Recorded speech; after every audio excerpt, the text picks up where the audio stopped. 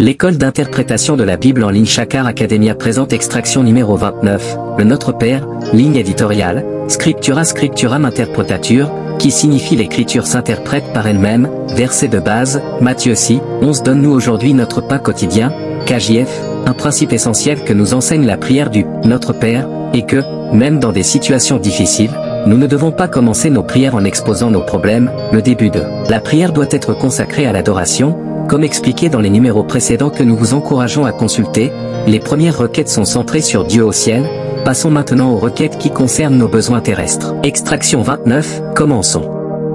Donne-nous aujourd'hui notre pain quotidien, le mot « pain » apparaît pour la première fois dans Genèse 3 verset 19 et vient de l'hébreu « le shem », qui signifie bien plus que de la nourriture, il englobe les provisions, les subsistances, les moyens de vivre, tant sur le plan physique, matériel, financier, que spirituel, il s'agit de tout ce dont nous avons besoin pour survivre, mariage, travail, santé, transport, etc. Remarquez la répétition de « aujourd'hui » et « quotidien » qui souligne la nécessité de dépendre de Dieu chaque jour, nous devons nous adresser à lui quotidiennement pour recevoir ce dont nous avons besoin pour aujourd'hui, sans nous inquiéter pour demain. Cela ne signifie pas que nous ne devons pas penser au futur, mais que nous ne devons pas nous inquiéter comme le dit Philippiens 4 verset 6. En priant, donne-nous aujourd'hui notre pain quotidien, nous demandons bien plus que de la nourriture, le pain symbolise tous nos besoins physiques. Ce pain nous donne la force pour accomplir nos tâches quotidiennes, comme marcher, travailler, écrire ou enseigner, il représente l'énergie pour mener à bien nos projets, il ne se limite pas à la nourriture mais inclut tout ce qui nous permet de fonctionner dans la vie,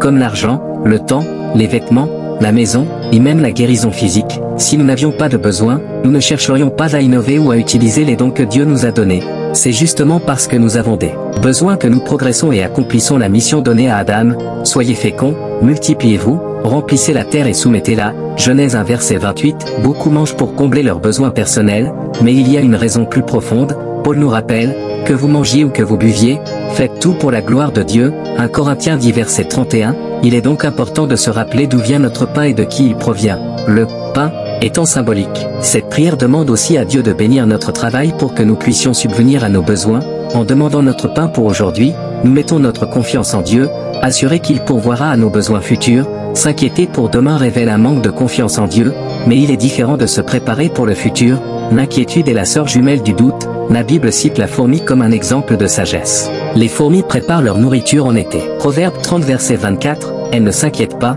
elles se préparent, nos âmes aussi peuvent avoir faim, lorsque nous péchons, mentons ou agissons par jalousie, nos familles souffrent quand l'amour, le respect et l'harmonie sont absents, lorsque nous négligeons de donner à Dieu la place qui lui revient, nos vies sont affectées. Prions ensemble, donne-nous aujourd'hui notre pain quotidien, demandez à Dieu ce dont vous avez besoin aujourd'hui et confiez-lui demain sans inquiétude. Nous continuerons dans l'extraction numéro 30, le Notre Père, Matthieu 6, n'oubliez pas de vous abonner, aimer, commenter et partager pour ne pas rater nos prochaines sorties, vous pouvez visiter nos pages sur les réseaux sociaux pour avoir plus de numéros, que Dieu vous bénisse.